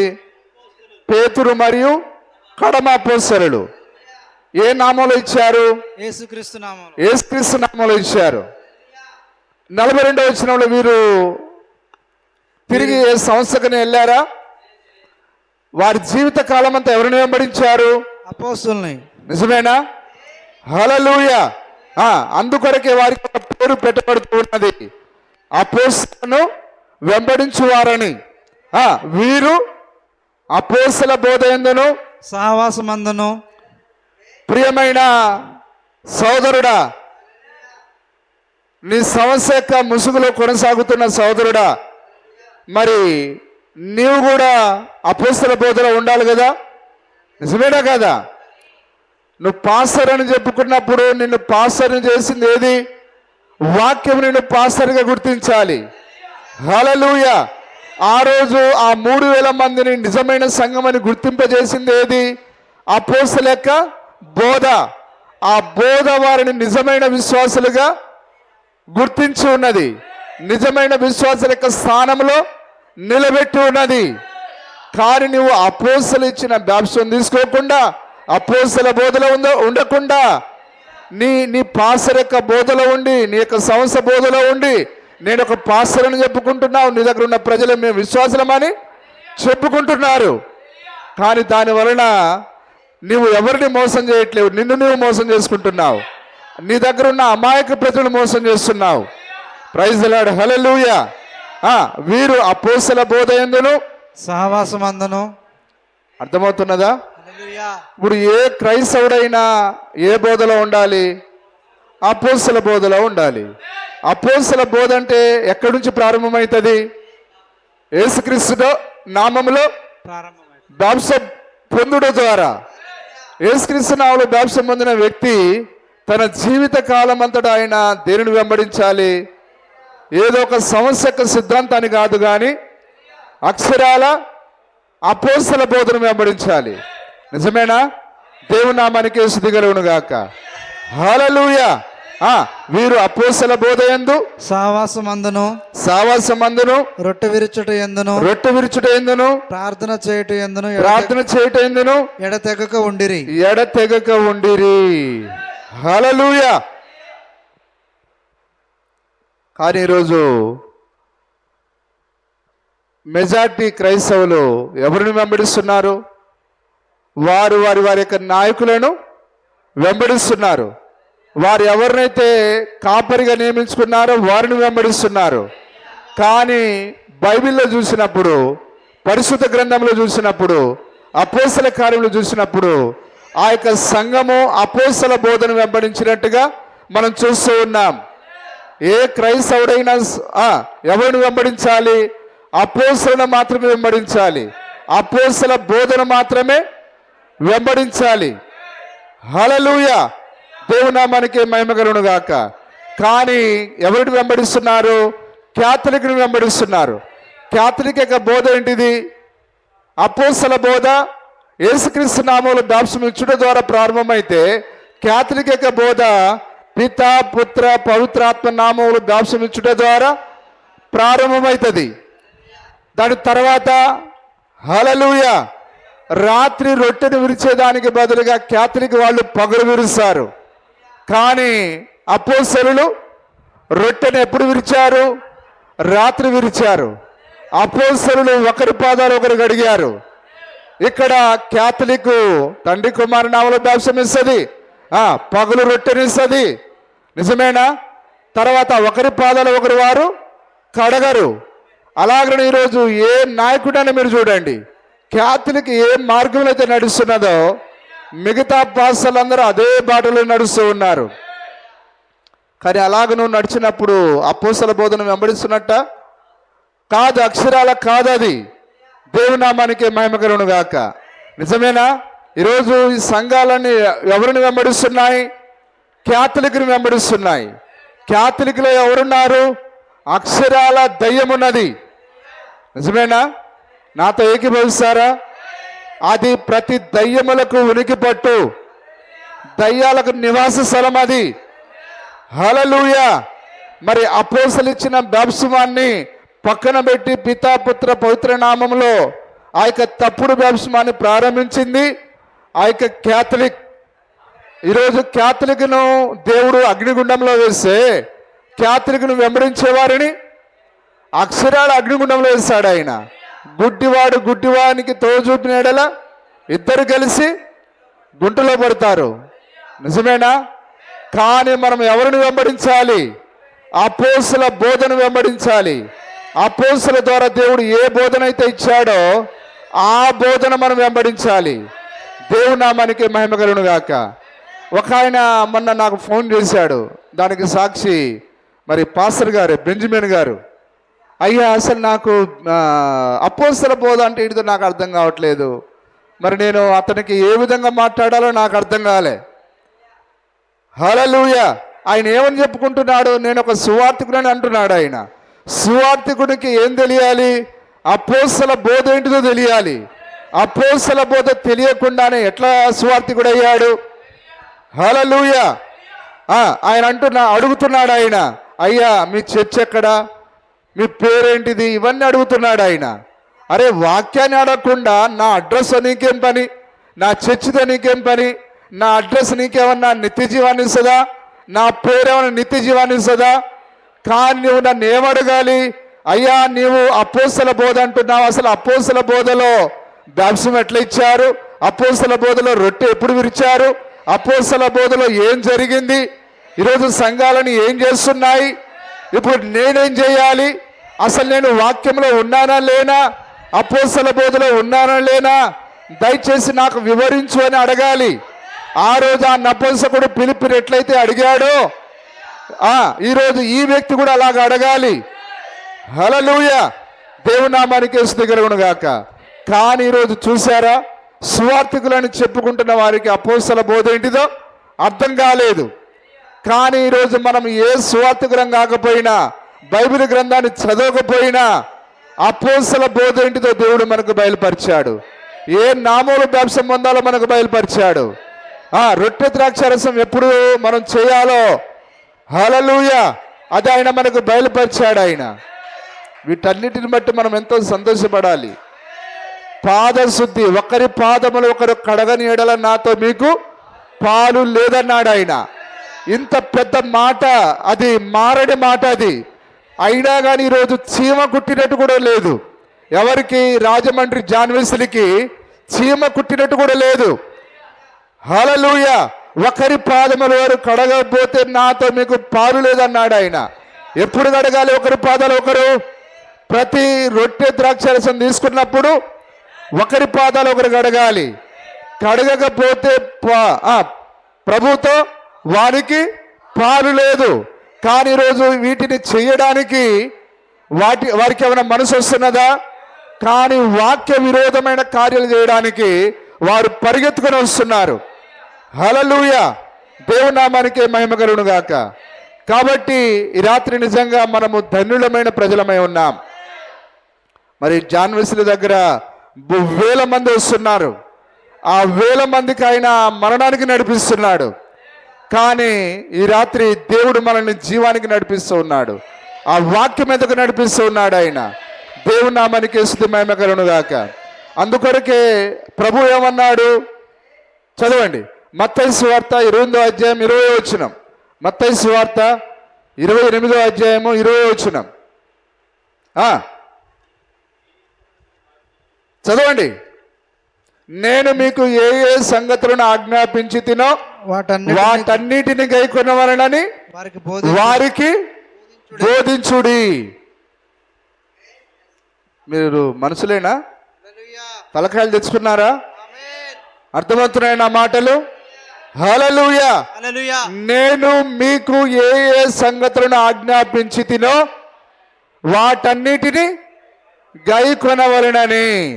నేనంటాను, సంస్థను ఏర్పాటు చేసుకొని మా సంస్థ నాయకుడు ఇదని చెప్పుకునే సంస్థ నాయకుడా, సంస్థను వెంబడించే సోదరి సోదరులారా, హల్లెలూయా, నీ యొక్క నాయకుడు వెంబడిస్తున్న దాంట్లో దేవుడిచ్చిన ఆజ్ఞానం ఏమైనా ఉన్నదా? కానీ ఆయన ఎవరితో మాట్లాడుతున్నాడు? ఆయన నేను మీకు ఏ ఏ సంగతులను ఆజ్ఞాపించి తినో వాటిని మాత్రమే ప్రజలు గైకొనాలి. ప్రజలు ఎట్లా జీవించాలి, దేని వెంబడించాలి, దేని చేపట్టాలో ఆ కార్యాలన్నీ ఎవరి దగ్గర ఉన్నాయి? అపోస్తలుల దగ్గర ఉన్నాయి. నేను మీకు ఏ ఏ సంగతులను ఆజ్ఞాపించి తినో వాటినే ప్రజలు గైకొనాలి. కానీ ఈరోజు నీ పాస్టర్ చెప్పినట్లుగా నువ్వు వెంబడించుకుంటూ పోయి నేను యేసు ప్రభువుని నమ్ముకున్నా, మేము కూడా దేవుని బిడ్డలమే. ఎట్లా నువ్వు దేవుని బిడ్డవు? తండ్రి కుమారు నామములో బాప్తిసం పొందిన నువ్వు ఎట్లా దేవుని బిడ్డవు? ఇంటి పైన స్టార్ పెట్టుకొని చలికాలంలో క్రిస్మస్ చేసే నీవు ఏ విధంగా దేవుని కుమారుడవు? యేసు ప్రభు చలికాలంలో పుట్టాడా? హల్లెలూయా.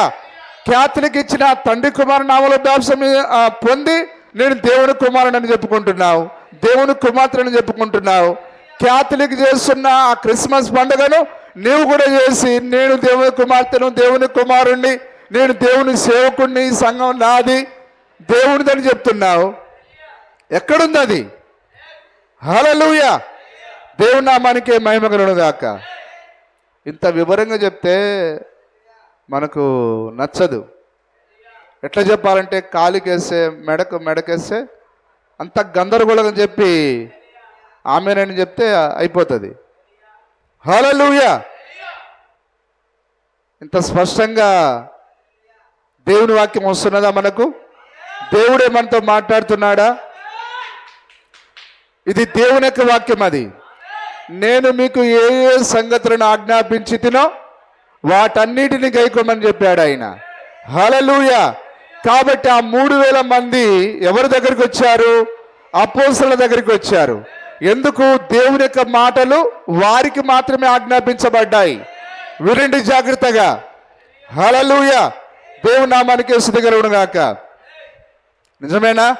ఈరోజు మరి వాక్యాన్ని బోధించే సేవకుల పైన దయ్యాలన్నీ దాడి చేస్తున్నాయి ఇదే పట్టణంలో. హల్లెలూయా. మరి ఈ వాక్యము సత్యము అపోస్తల బోధన మనం వెంబడించాలని చెప్పడానికి ఒక గృహానికి వెళ్తే ఆ గచ్చమైన తోటలో ఆ గుదియలతో ఏ విధంగా అయితే యేసు మీదకి వచ్చారో, హల్లెలూయా, ఆ విధంగా నన్ను ఆడ మగ అందరు రౌండప్ చేశారు. ఎందుకు నువ్వు వాక్యాన్ని చెప్తున్నావు? మా అమ్మగారిని నువ్వు ఎందుకు తప్పుపడుతున్నావు? మా అమ్మగారు వాక్యం చెప్పకూడదా? వాక్యంలో ఉంటే మాత్రం మా అమ్మగారు చెప్పాల్సిందే. మళ్ళీ ఎప్పుడైనా మా అమ్మగారు వాక్యం చెప్పొద్దని అన్నావా, నీ సంగతి చూస్తాం, నీ అంతు చూస్తాం. హల్లెలూయా. ఇదే ఈ పట్టణంలో. దేవుని నామానికి మహిమ కలుగును గాక. ఇంకో ఆయన బెదిరించి కరపత్రాలు మా విశ్వాసుల దగ్గరికి వచ్చి ఎందుకు ఇచ్చినావు? అన్యుల దగ్గరికి పోయి చెప్పుకో, మా దగ్గరికి వచ్చినావా ఖబర్దారిని అంతు చూస్తా. నేను అన్నాను, అయ్యా నేను ఫలాని ప్రాంతంలో ఉంటా, నీ దగ్గర ఏమైనా కత్తి ఉంటే తీసుకొని రా, వాళ్ళు చంపాలనుకుంటే నన్ను చంపు, ఇక నువ్వు దానికంటే పెద్ద నన్ను ఏం చేయలేవు, నీకంత ధైర్యం ఉంటే రా వచ్చి చంపు. Praise the Lord. హల్లెలూయా. నిజమేనా? ఒక ఆయన ఒక పల్లెటూరుకు పోయి సువార్త చేస్తే ఆయన రాయలసీమ అసలు, నువ్వు అంత పొడంగివా, వాక్యం చెప్పేదానికి ఎవరు లేరా, మా వాళ్ళ ఇంటికి ఎందుకు వచ్చినావు, నీ అంతు చూసా, నీ అడ్రస్ చెప్పు. ఒక ఆయన బెదిరించాడు 6 సంవత్సరాల క్రితం. నేను అన్నాను, అడ్రస్ నువ్వు చెప్తావా నేను చెప్పాలని అన్నా. అడ్రస్ అంటే సెంటరు, ఏ సెంటర్కి రావాలో నేను చెప్పాలని నువ్వు చెప్పాలి. సినిమా డైలాగులు మాట్లాడుతున్నాడు ఆయన. దేవుని నామానికి మహిమ కలుగును గాక. ఒక ఆయన, అయ్యా నా పొట్టగొట్టకయ్యా, నా విశ్వాసి నీ దగ్గరికి వస్తున్నాడు, నా బ్రతుకు తెరువు పైన నా పొట్ట పైన కొట్టక. నేనేం కొట్టాను? నేను వాక్యాన్ని చెప్పిన. అపరిచితుడు లాగా మాట్లాడుతున్నాడు ఆయన. ప్రారంభంలో అయ్యా అని అన్నాడు, తర్వాత నేను ఎవరో తెలుసా, నేను పాస్టర్ ఫెలోషిప్ లీడర్ని, నీ అంతు చూస్తాను అన్నాడు. సరే నువ్వు ఎక్కడున్నావు, నేను వస్తున్నానంటే మళ్ళీ ఎందుకని అంటున్నాడు. మరి అంటున్నాడు, నా అంతు చూస్తా అన్నాడు, నేనే వస్తానంటే మళ్ళీ ఎందుకని అంటాడు. ఎందుకని? తాటాకు చెప్పులకు ఎవరు భయపడరు. దేవుని నామానికి మహిమ కలుగును గాక. మరి ఈ అనుభవం నాకేనో మరి ఎవరికైనా ఉన్నదో నాకు తెలియదు, కానీ ప్రతిసారి దయ్యము మరి ఆ విధంగా చేస్తూ ఉన్నది. సరే అయినా కానీ మనం ఎక్కడ ఆగకుండా వీధులలో కరపత్రాలు ఇస్తున్నాం. ఈ పట్టణంలోని ప్రతి రోడ్డులో నిలబడి మనం కరపత్రాలు ఇచ్చాం. దేవుని నామానికి మహిమ కలుగును గాక. దాదాపు మనకు తెలిసిన ఆ యొక్క ఊర్లకు పోయి మనం కరపత్రాలు ఇచ్చాం. సరే అది మన ప్రయత్నం కాదు, కానీ దేవుడు నడిపించిన ప్రకారం వెళ్ళాం. అది దేవుని చిత్త ప్రకారం మనం వెళ్ళాం. మరి ప్రకటించడం మన బాధ్యత. వారు వాక్యాన్ని స్వీకరించాలా స్వీకరించకూడదా, వాక్యాన్ని వెంబడించాలా వెంబడించకూడదు అనేది అది వారి చేతిలో ఉన్న పని. అది దేవుని నామానికి మహిమ కలుగును గాక. అర్థమవుతున్నది అందరికీ? కాబట్టి ఇక్కడ ప్రాముఖ్యమైన మాట, నేను మీకు ఏ ఏ సంగతులను ఆజ్ఞాపించితినో వాటన్నిటిని గైకొనవలనని వారికి బోధించుడి అన్నాడు ఆయన. కానీ ఈరోజు చేస్తున్నారా పనిని? హల్లెలూయా. దేవుని నామానికి మహిమ కలుగును గాక. ఇప్పుడు ఆయన రోమీలకు రాసిన పత్రిక, రోమా పత్రిక, అది ఎవరి బోధ? అది అపోస్తలుల బోధ. తర్వాత కొరింథీయులకు రాసిన పత్రిక, అది ఎవరి బోధ? అది అపోస్తలుల బోధ. పౌలు గారు రోమీలకు తనంతట తాను తన పుర్రలో పుట్టిన తెలివితో రాశాడా? ఆ కలమును తీసుకోమని చెప్పింది ఎవరు? ఆ యొక్క పత్రమును తీసుకోమని చెప్పింది ఎవరు? దేవుడే.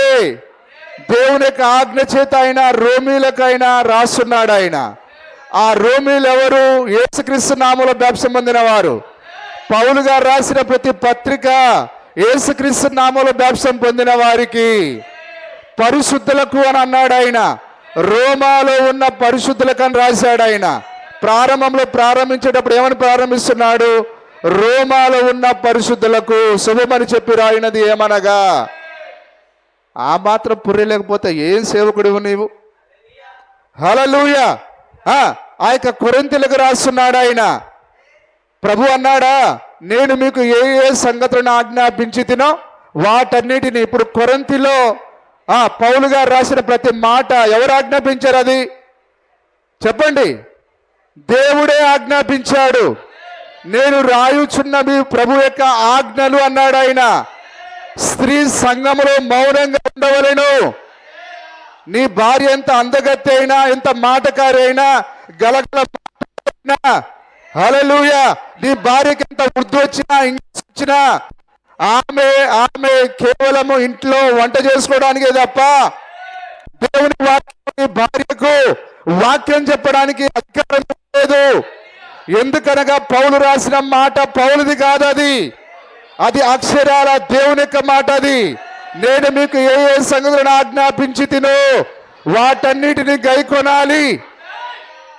నీ భార్య నిలబడి ప్రసంగం చేస్తున్నది అంటే వ్యతిరేకిస్తూ ఉన్నది. హల్లెలూయా. ఈరోజు ప్రసంగాలు చేసే స్త్రీలందరూ పౌలు గారిని కాదు వ్యతిరేకించేది, పేతురుని కాదు వ్యతిరేకించేది, లేకపోతే తిమోతిని కాదు వ్యతిరేకించేది. నిజమేనా? అక్షరాల ఆ యొక్క ఆజ్ఞలు ఇచ్చిన దేవుణ్ణి వ్యతిరేకిస్తున్నారు. హల్లెలూయా. పౌలు గారు మాట్లాడిన ప్రతి మాట అది దేవుని ద్వారా ఇవ్వబడింది. అది తెలియకుండా నువ్వు ఎట్లా సేవకుడయ్యావు? హల్లెలూయా. నిజమేనా? ఇప్పుడు నా మాటలు వింటే వారికి ఎట్లుంటుందనంటే, ఎక్కడున్నాడు రైడు వేసేద్దాం, రండి. దేవుని నామానికి మహిమ కలుగును గాక.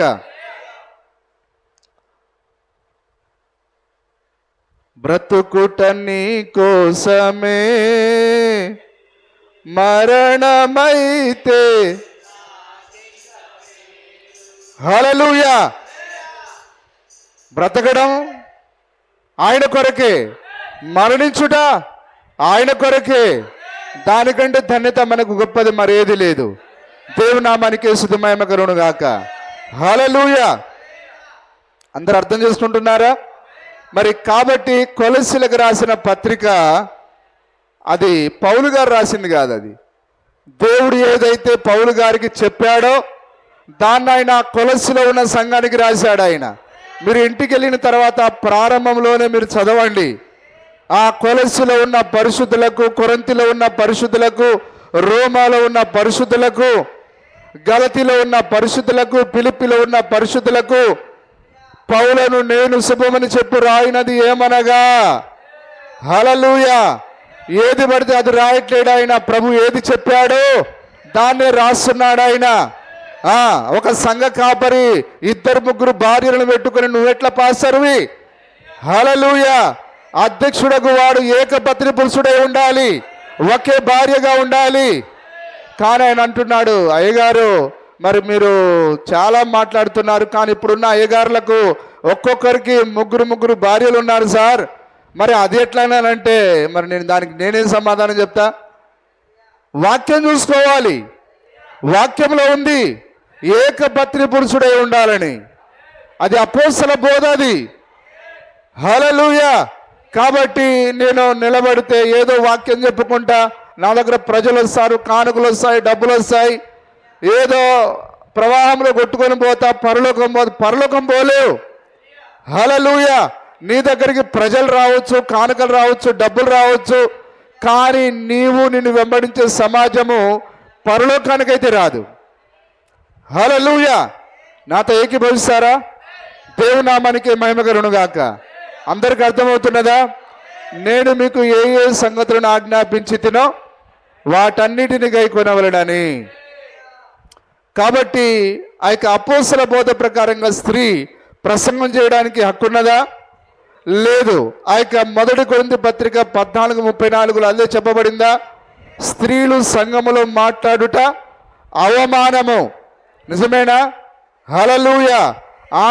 ఆమె లోబడవలసినదే కానీ మాట్లాడటకు ఆమె నేర్చుకునవలసినదే కానీ ఉపదేశించుటకైనను అధికారం చెలాయించుటకైనా ఆమెకు అధికారం లేదన్నాడు ఆయన. కానీ అయినా ఇంత గొప్ప వాక్యం ఉన్నా కానీ ఈరోజు స్త్రీలు యూట్యూబ్ నిండా వాళ్ళ పిల్లల గురించి మా చింటూ ఇలా, మా పాప ఇలా. మీ ఫ్యామిలీ హోల్ ఫ్యామిలీనా వాక్యం అంటే? వాక్యాన్ని గురించి చెప్పమని దేవుడు నిన్ను పంపిస్తే నువ్వు దేని చెప్పుకుంటున్నావు? మా ఆయన ఇట్లా, మా ఆవిడ ఇట్లా, మా అబ్బాయి పుట్టినప్పుడు ఇట్లా వచ్చింది అంటే అన్నీ మీకేనా? మీ విశ్వాసుల గురించి ఏముండవా? హల్లెలూయా. అంటే కేవలం వీళ్ళు మాత్రమే విశ్వాసులు మనుషులు గారా? దేవుని నామానికి మహిమ కలుగును గాక. చూడండి ఏ విధంగా వాక్యాన్ని తారుమారు చేసి మరి ఏ విధంగా ఈరోజు సేవకులుగా చెలామణి అవుతున్నారో. మరి ఇట్లాంటి గందరగోళ కాలంలో దేవుడు నన్ను ఆయన ఈ గడియ వర్తమానం దగ్గరికి పిలుచుట అది అద్భుతమైన కృప కాదా? హల్లెలూయా. దేవుడు ఈ మాటలను మన కొరకు ఆయన ఫలింపజేయునుగాక.